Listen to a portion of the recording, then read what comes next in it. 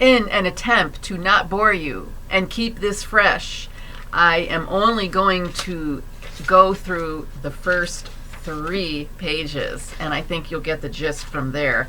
This is a rebuttal to Ezekiel Emanuel's explanation of why he would be just happy to die at age 75. And if he does live beyond 75, he's not going to do any crazy medical interventions. Check out the other videos. And this is the rebuttal. And I am going to start with the abstract. So, American bioethicists have been providing persuasive arguments for rationing medical care via the theory of the necessary rational allocation of finite healthcare resources. So they're already saying that it's finite, meaning there's not enough, it's going to come to an end. We don't have enough for the population. Enough what? Enough drugs? When we know drugs, they're not the answer. They haven't helped in the long term. They absolutely haven't. And we know that because we have a poison control center. So we know if a kid swallows a drug, it's horrible for them. Same thing with adults, but we kind of ignore that because we say, oh, a little bit here, a little bit there is okay. So I just inserted my opinion right there. The finite healthcare resources. We don't need a lot of resources, actually. If you understand how the body works, you can nurture it, and the resources are not going to be the same as what medical resources are considered. Tests and procedures and all kinds of medical tools, things like that. So let me continue.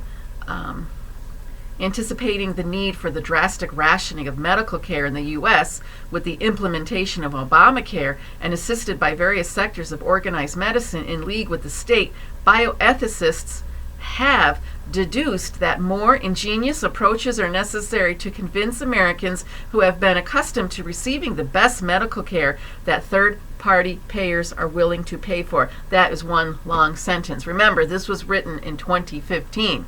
Now that we're in 2023, what has happened? What do you think about all this healthcare stuff? Are you using more healthcare or less healthcare?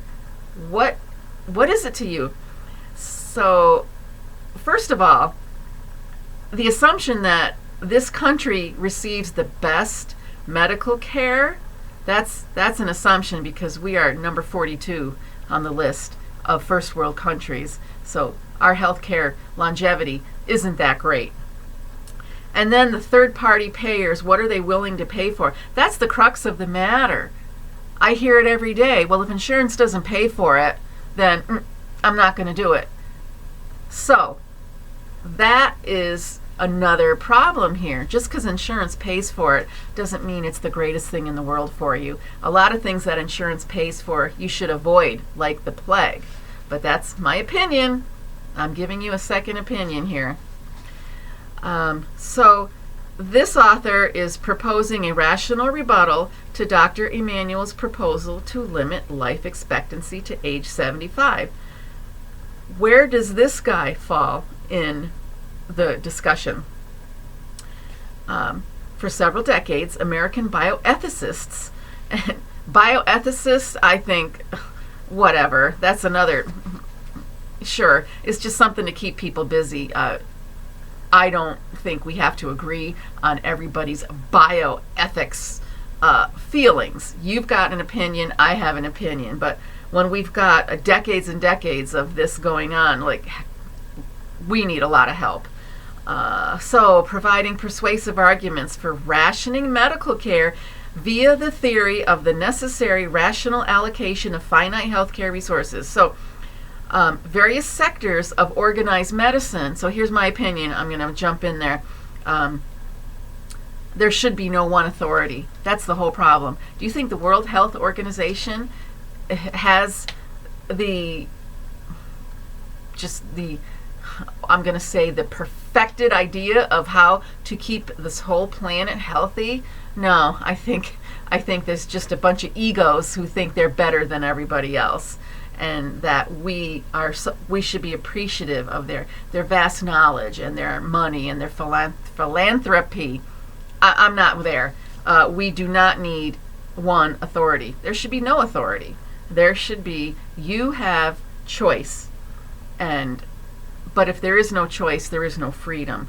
So I haven't really touched on this author's opinion yet, because I still keep inserting my opinion. He's talking about the prediction that the public financing of medical care is going to reach the point of bankruptcy. And that's another issue. I don't have a solution, but we shouldn't have such reliance on public financing of medical care. That's just silly. Can I come up with another word? It's irresponsible to have such a reliance on government money for our health care. And he is saying that these bioethicists believe, in order to not go bankrupt, that we should have a government-imposed euthanasia program. So I wrote in asterisks, whoa, there you go. That's exactly where they want to go with this government-imposed euthanasia, not only for the terminally ill, but also for the inconvenient, infirm, and the superfluous elderly will become necessary. And he has quoted from 4 different scientific journals. I don't think he agrees with that, because now he talks about, even though there's a whole list of bioethics professors from Stanford and East Tennessee State University, elderly patients who have lived a full life have a duty to die for the good of society. Now, that's not the American way.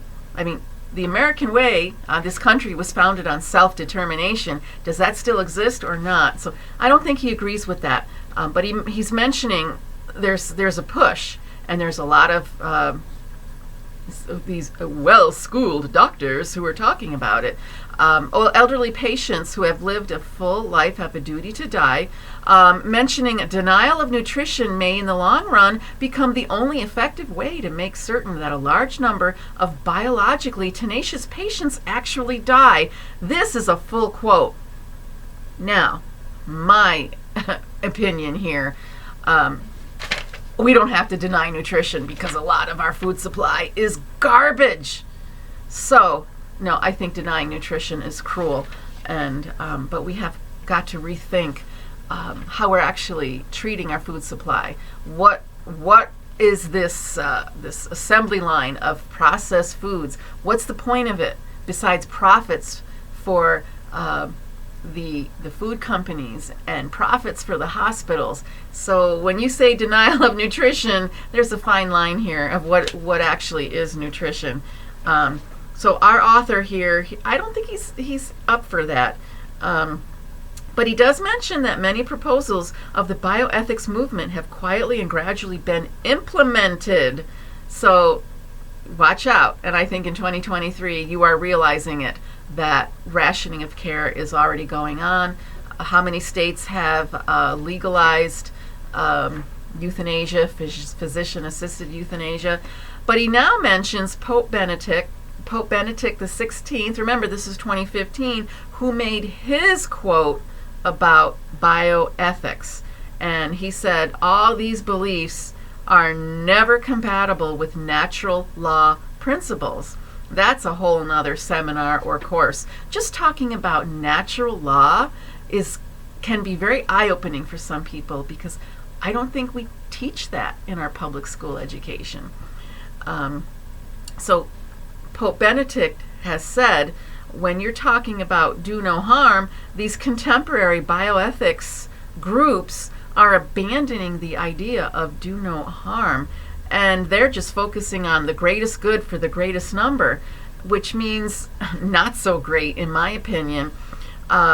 If you are on the wrong side of the statistical chart, bye-bye, we don't care about you. You're just getting in our way. But the greatest good for the greatest number is very possible, I believe, if we move away from the medical model of disease, just looking at everything as a disease. That's, to me, a disease name and the whole disease mindset is a snowball of destruction. And if you watch my other videos, you might get a little taste of where I'm coming from with that opinion. Just the whole negativity of it, and just having no faith in the body, and taking away the ability of the body to heal itself. We do that on purpose, maybe, or maybe not, but we disturb the body's ability to heal itself. And I think that's kind of insane. And so this author says we should not have this mentality that these bioethicists are promoting. And I believe you can help a lot of people if you do things unconventionally, because if you follow the conventional wisdom, it's not the best. So I beg to differ. He disagrees with the belief from Dr. Emanuel, who says age 40 to age 60 is when you're the most creative and the most productive for society. He disagrees. This author says, no, that's not necessarily true. In a recent conversation with my friend Dr. Russell Blaylock, who has also written on the subject, he opined, the reason very smart, creative people no longer produce earth-shattering discoveries later in life is because after their great accomplishments, they become department heads, drowning in administrative duties that prevent creative activities. So you get so good at something, they put you in a leadership role, and leadership roles aren't really leading, if you want my opinion. So he says, yeah, if you get too good at something, you're going to end up drowning in administrative duties. So now let's rethink that. So if you're stuck in a leadership role that prevents creative activities, we're depriving the world of more discoveries, don't you think? So he agrees with Dr. Blaylock. Moreover, he says, this author, as we age and mellow and reach retirement, we also achieve satisfaction from a productive life well spent, and begin the contemplation and enjoyment of life that is only possible with the leisure that comes with retirement. That's a good point here. Your self-satisfaction, that's your own personal timeline, your own personal self-rating, how you pick for yourself what you want to do with your time. And retirement, which I don't know if I'm actually going to retire the way things look. I don't know. Maybe, do you want to retire? Because maybe we should redefine that. You know, I don't like certain words, especially disease words. Maybe the word retirement is also a wrong approach. I guess if you want to stop working for somebody else, you want to stop having a boss looking over your shoulder, that is retirement, getting away from that. So when you retire, you should be more creative, don't you think? Now you have more time for self-determination, more time to follow your passions, because you're not having some vulture leaning over you, try to account for every minute of your time while you're clocked in on the job. I've taken a huge tangent here, but I'm gonna stop with this at this point in the article, because there's more to come, and this is going to be a lot more fun. No, Dr. Emanuel, he wrote an interesting article, but he was talking like a researcher. This person's talking like a liver, somebody who's living and expressive and wanting to really get the conversation going. So two different personalities, and we're all different. Everybody is different, and we should just enjoy that. Enjoy the different points of view and how that can enhance your life. But you make the final decision, because if there's no choice, there's no freedom. I hope you've enjoyed the video. I'm talking very quickly because I want to just speed through it and not drive you crazy into boredom. But my whole point is understanding the brain first protocol, because if you put the brain first, the body follows. If you put the brain last, then it's just chaos. Brain first is body freedom. And check out the website, like, subscribe, and try to make sense of my ponderings here. Thanks for watching.